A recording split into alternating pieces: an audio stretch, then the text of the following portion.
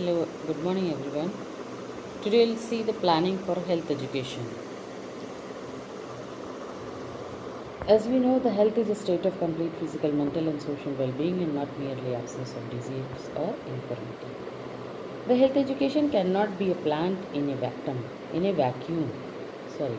It is planned in a connection with a specific health program or health service. Therefore, the specific of health education strategy in a group have to be formulated in accordance with its socio-cultural, uh, psychosocial, physical, economic, and situational characteristics. The planner should be fully conversant with the health education needs of the particular program for which health education is to be planned. It is essential to plan the health education activities before they are implemented so that desired objectives of the health education may be achieved more appropriately and efficiently. Planning is the process of making through thoughtful uh, and systematic decisions about the need to be done, how it has to be done, and by whom and with what resources. Planning is central to health education and health promotion activities. If the planning is not done, it will not be cleared how, when, and where that health education tasks have to be carried out. Then comes the purpose of planning in health education. Yes, if planning is there, there should be a purpose. The main purposes of planning is planning enable matching resources to the problem intended to solve through health education. Planning helps in using resources more efficiently so that the best use of scarce resources may be ensured. Planning helps in avoiding duplications of the activities. For example, you would not offer health education on the same topic to household at every visit. Planning helps in prioritizing need and activities. This is useful because the community may have a lot of problems but not the resource or the capacity to solve all the problems at the same time. Planning enables thinking about how to develop the best method to solve the problems. Yes, if we will do the plan before doing something, that the things will be better than anything. So before do something, we have to plan so that that thinking can be um, help to develop the best method to solve all the problems. Then comes the principles of planning in health education. Planning is not a haphazard activity, but follows certain specific principles or rules that must be considered while planning health education so that the desired objectives may be achieved. The basic principles of the planning in health education are like that. Plan for basic need and interest of the community. Yes, we have to plan for a basic needs and interest. Consider a basic need and interest of the community. If the local need and interest are not taken and not kept under the consideration, the plans may not be effective. Planning the actual beneficiaries of health education. Plan with the people involving in the implementation of an activity. If people are included in planning, they will be more likely to participate and the plan will be more likely to success. Then focus on actual current need and context of the community. It is important that plans are made with the need and context of the community in mind. Health education should try to understand what is currently happening in the community on working. Planning with the planning and use all the relevant community resources. It is essential that the health educator identify all the relevant resources that are locally available, which could be used for the benefit of people receiving the health education. Follow principles of flexibility. Planning should be flexible, not rigid. Yes, if no flexibility is there, then the work will not be good. One should be able to modify the plans when necessary. For example, you would have to change your priorities if a new problem needing an urgent responses arose.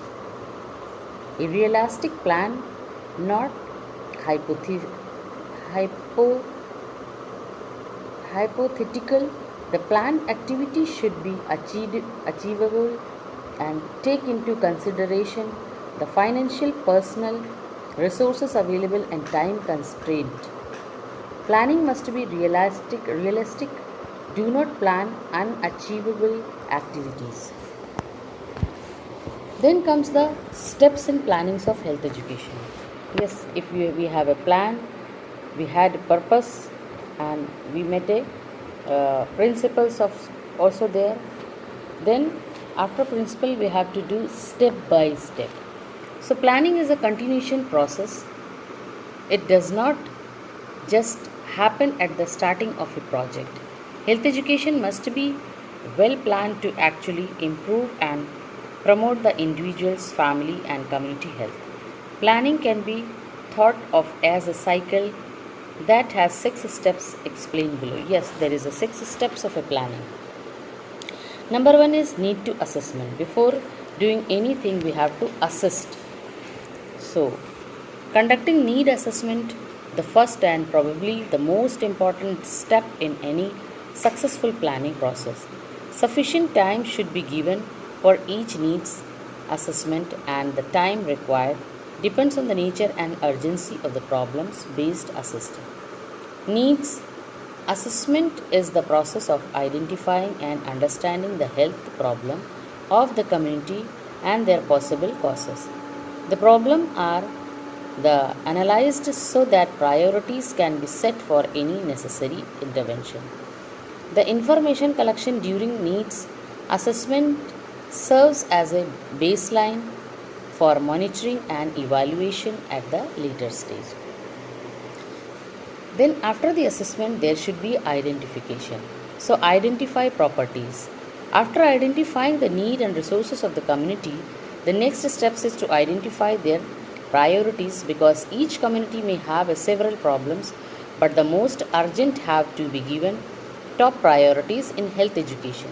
For example, a selected community has a higher incidence of goiter than other health problem. Here, planning health education for goiter become the step priorities than other non-serious potential health problem. Then comes the sets the goals and objectives.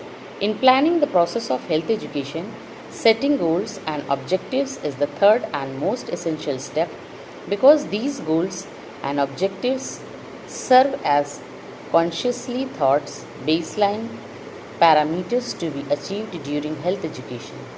These goals and objectives must be realistic and can be achieved in the stipulated period and available resources. Then comes the develop strategies. Prior to the implementation of the health education intervention, one must plan, develop, and evaluate the several alternative strategies to achieve the set goals and objectives of the health education, because each problem and target community is quite unique. Therefore, before implementation of the health education intervention must develop robust strategies to efficiently benefits the target community. So you have seen the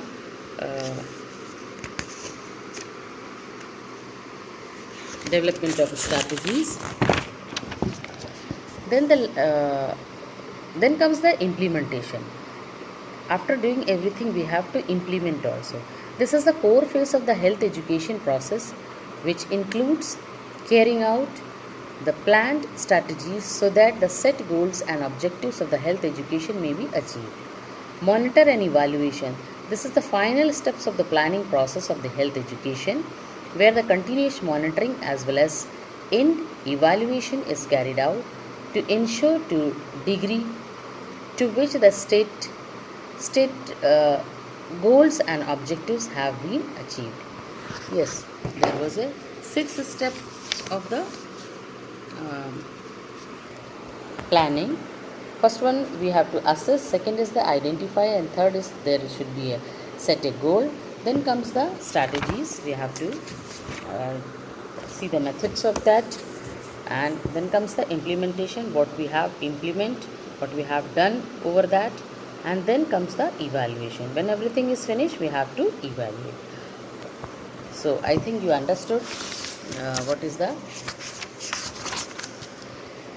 planning for the health education. You have seen the purposes of planning, principles of planning, and steps in planning. I think you understood the planning in information education and communication technique. So if you like this video, like and share it. Okay, bye bye.